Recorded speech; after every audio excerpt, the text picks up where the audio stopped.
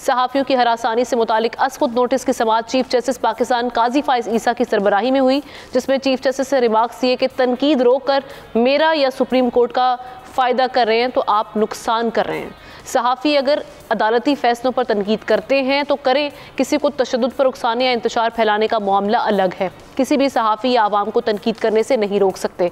Supreme court पर तनकीद पर कोई मुकदमा दर्ज नहीं होगा। हुक्मनामे के मुताबिक तनकीद करना हर शहरी और सहाफ़ी का हक है। तो इस सारी सूरत हाल में सवाल ये उठता है कि अदालत का ये इक़दाम कितना खुशाइंद और आज़ादी इज़हार राय के लिए किस कदर बेहतर है। इसका जवाब मैं नज़ीर लगारी साहब से आगाज़ करूँगी। लगारी साहब कैसे देख रहे हैं? एक तो ये कि हमेशा से अदालतों की तरफ से ये रहा है, दुनिया भर में ये कन्वेंशन है, जब फैसला आ जाते हैं तो फैसलों पर कमेंट्स किए जाते हैं, तनकीद भी की जाती है और हम करते रहे हैं। लेकिन सहाफ़ियों को भी एक अपने लिए भी एक हमेशा ज़ाब्ता अखलाक होता है और वो अपने तौर पर इवॉल्व करते हैं और वो ये कहते हैं कि जी हम अपने लिए ज़ाब्ता अखलाक भी खुद वो करेंगे। और मेरा चूँकि इस बरादरी से ताल्लुक़ है और कदीम ताल्लुक़ है और 4 दहाइयों से ज़्यादा मैंने वक्त यहाँ लगाया है, तो मैं समझता हूँ कि जो सहाफ़ी हैं वो अपना पॉलिटिकल एजेंडा लेकर वो ना कर रहे हूँ ना, कोई काम ना कर रहे हूँ। वो अगर तनकीद कर रहे हूँ तो वो तनकीद उनकी जायज़ तनकीद होनी चाहिए, ज़रूर करनी चाहिए।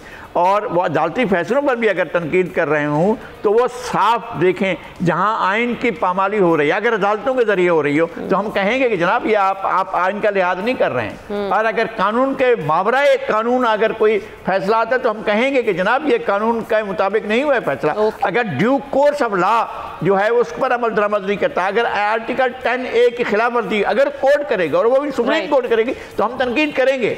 और अगर हमें इजाज़त हो या ना हो उसके बावजूद अगर चीफ जस्टिस साहब कहें या ना कहें, अगर हम देखेंगे कि आर्टिकल 10A को वायलेट किया जा रहा है और सुप्रीम कोर्ट वायलेट कर रहे हैं तो हम ये चीखेंगे, हम कहेंगे कि जनाब गलत हो रहा है। और सुप्रीम कोर्ट ने जो दिया है जी, ये जाहिर है ये पहले से मौजूद है और हम एहसान मंद हैं कि जनाब सुप्रीम कोर्ट ने इसको रिवाइव किया है और इसको हमें याद दिलाया है कि जनाब ये हक है हमारा और हमें हक को इस्तेमाल करना है। शहजादा जुल्फ़िकार साहब, योर कमेंट। देखिए, बिल्कुल खुश आइंद है और ये कम से कम फ़ैसला हो गया कि अब और जिस तरह लगारी साहब ने कहा बिल्कुल मैं एग्री करता हूँ, साफ़ी का कोई एजेंडा नहीं होता, साफ़ी एक्टिविज़म की तरफ नहीं जाता। वो तो कोशिश करता है कि जो चीज़ जो एक फ़ैसला आ गया है उस फैसले पर वो अपनी राय दे कि ये कितना अच्छा फ़ैसला है, कितना गलत फ़ैसला है, इन पहलू नहीं रखा वो तो। और कोर्ट ने ये कर दिया, ये बहुत खुश आइंद बात है कि अभी आप बात कर सकते हैं और उसका पर्सनल एजेंडा कोई नहीं होता, ना वो एक्टिविज़म का शिकार होता है। वरना अदरवाइज़ तो वैसे ही सहाफ़ियों के लिए इतनी मुश्किलात हैं, उनको तनकीद वो करते ही नहीं है, वो कोई इन्वेस्टिगेटिव जर्नलिज़म है ही नहीं मुल्क में, काफ़ी मुश्किलात का सामना है उनका। और इस अदालत के उससे फ़ैसले से मेरे ख्याल में कि एक बुनियाद पड़ गई है कि आज़ादी राय किया एहतराम किया जा रहा है और अदालत ने जब ये किया है तो उसको फॉलो करेंगे और मेरे ख्याल में काफ़ी चीज़ें रास्ते खुल जाएंगी उनके लिए, साफ़ी और साफ़ी तंजीमों के लिए। ठीक है, एहतशाम साहब। देखिए, हम ना अब सवाल इस वक्त यही है कि आपका और मेरा काम जो है ना वो किसी इशू के ऊपर पोजीशन नहीं लेना, यानी हम साफ़ियों का हमें ये सोचना पड़ेगा कि भी हम पॉलिटिकल एक्टिविस्ट क्यों बने।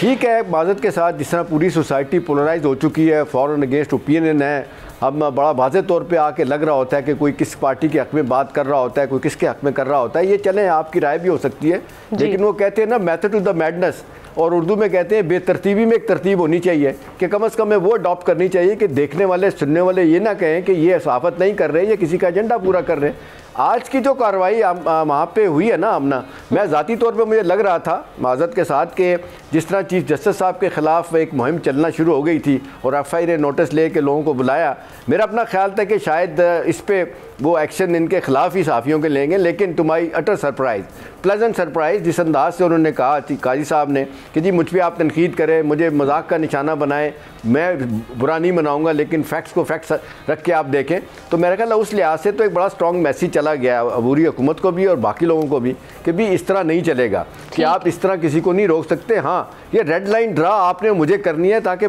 पढ़ने वाले सुनने वाले देखें कि हम साफ़त कर रहे हैं या किसी का एजेंडा पूरा कर रहे हैं। सुप्रीम कोर्ट की जानिब से जो रिमार्क्स आए, सब्सक्राइब करें और बेल दबाएं ताकि कोई खबर रह न जाए।